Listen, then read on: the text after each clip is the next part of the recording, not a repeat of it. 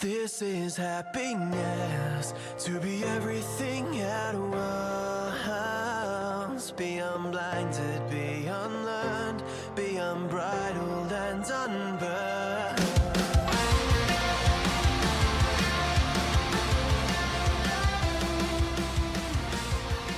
Hey everyone, and welcome back to a brand new episode of Mood Prep. My name is Dave Nixon. Today I'm going to keep it pretty simple. I'm actually going to steal a quote from someone I believe it was Teddy Roosevelt said, and it said, "People don't care how much you know until they know how much you care."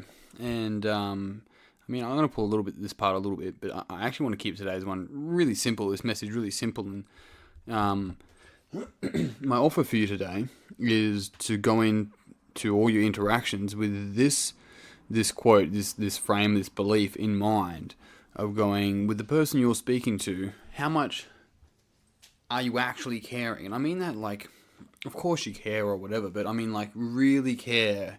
Really try and put yourself in this other person's shoes without trying to fix their problems, without trying to know things for them, without trying to bring solutions. And this is one of the things, like a lot of the time, helpful people, I've said before, aren't helpful. They're listening to someone's problem, and sometimes people actually just verbalize their problems as they're figuring it out, and then you're trying to be helpful, potentially you, but somebody's trying to be helpful, and so what you're doing is you're trying to give them a solution as you go through. Now, I'm really good at this, and I know other people are really good at this. The problem is that it's something we can do for other people, but we may not be able to do so well for ourselves. Well, we can. We just haven't trained or practiced it, or maybe other programs like a discounting program gets in the way.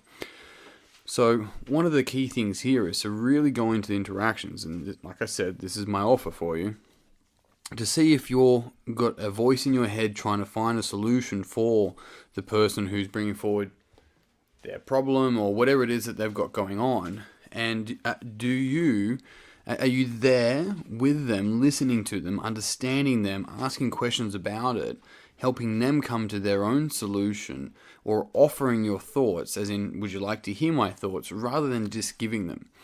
And this is the thing, or even validating the difficulty. If someone's explaining a difficulty, then maybe they're not asking for you to figure it out. Maybe just being like, fucking, that sucks, man. That sounds really difficult.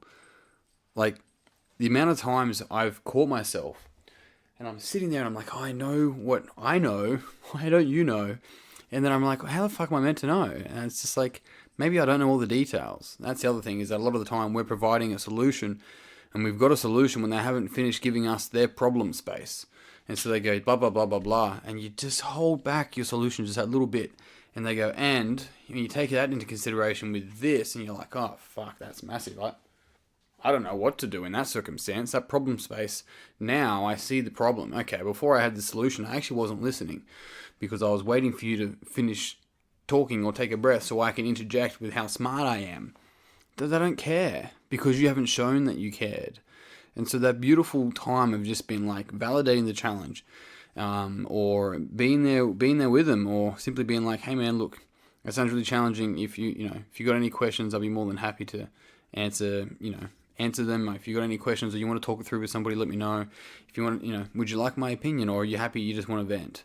Like, being able to give someone that space and allowing them to have that choice, like, that's power. Hey, that's life-changing, because the key thing here is that people have their own, almost like a self-regulating system. They have their answers. It's just a lot of the time it's the questions. Now, if you come with a knowledge of questions, be like, I know all the questions for you. I'm going to be helpful through questions and show that I care. It's like, no, that's knowing again. Caring is not a logical thing. You don't go there. We go, I know I'm going to care for you. It doesn't work that way. Caring is this genuine attempt and effort to put yourself in their shoes, to feel what they're feeling, to see what they're going through, and ask questions about their experience if they're open to it, to be able to feel that and see that. But feel it and see it before just trying to know the solution, right? Now, the thing here is that when we do this, we actually help ourselves as well, because we start to really expand our understanding and knowledge of how things work, and we start to really know other ways to really gauge situations and what people may really be going through, and how we can help them just by being there with them. Because when we take their wins, when we give them solutions, what happens is that we're actually we're actually weakening them. And so being there with them and caring for them is a key thing to be able to really allow them to come to their own solution, their own, way to solve their problem. And then from there, like, we don't take their wins, we let them have their wins. And the same thing, we let them have their losses. Both ends of that spectrum are absolutely crucial, because people then start to take responsibility, the ability to respond to the difficulties that they're going through, which is crucial for people's development. And so a lot of the time, caring for someone is actually not providing a solution. A lot of the time, caring for somebody is simply giving them an outlet to figure it out for themselves. And if we can provide that, then, well, what else is there? What else is there when people come to their own understanding of something they should do? They're like, oh, yeah, that's so clear to me. And that's not you providing the answer. That's you providing the space for them to come to that answer. Because then they can own the idea. They can own the solution. They already know it.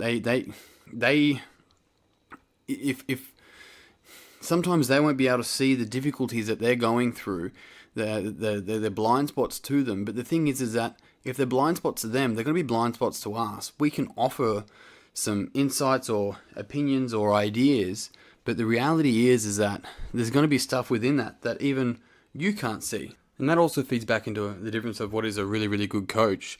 The trainer will always have advice, they always have training points, and they always give great answers.